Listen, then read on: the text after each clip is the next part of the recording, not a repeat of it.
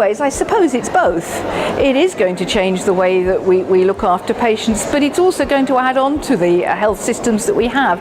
Indeed, it won't happen if we don't integrate the eHealth into the routines of clinical practice. But yes, over time, it is going to change the way that we manage people.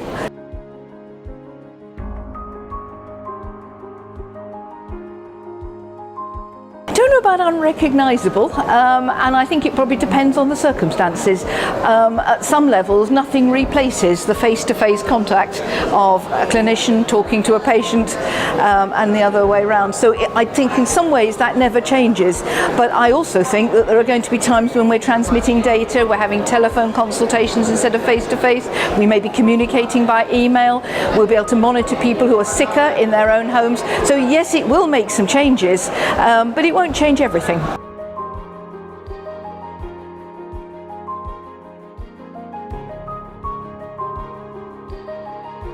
I'm sure there's lots of things. First of all, I don't think we really understand where technology can help us in some conditions. The work that we've done has shown that it doesn't seem to help reduce admissions for COPD, but it does help reduce blood pressure. So first of all, we need to understand what it can do.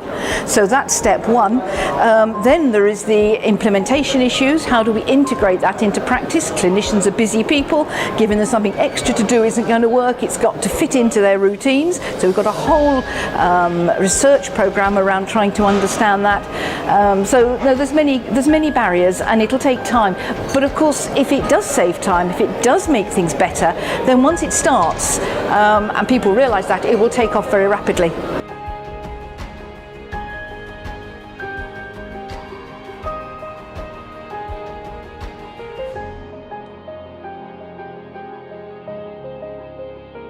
All of us, we've got to work together. There is no one person. Governments can push policy, but they don't always get the policy quite right. We need the technicians, the engineers, the scientists to tell us what can be done. Clinicians have an understanding of disease and working with patients. Patients are important people here. They have perspectives on what they want. So all of these people, we've got to sit round tables, and if there are barriers, remove them together.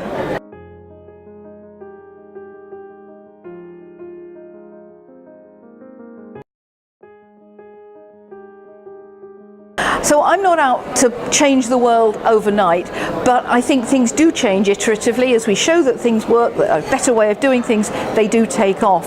One of the points I highlighted was the problem that medical device legislation is having. I'm very interested in self-management, and that by definition means that patients are encouraged to act, not just monitor symptoms, but to act on them.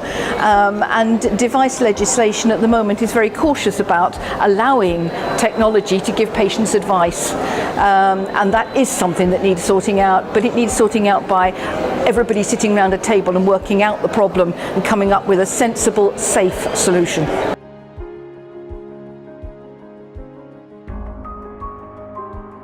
Oh, there's lots of things, but probably the biggest one is networking and talking. I've already said that this takes people talking to make them happen, and it's talking to people from different disciplines, hearing what they've got to say, what their problems are, contributing the things that we're finding challenging.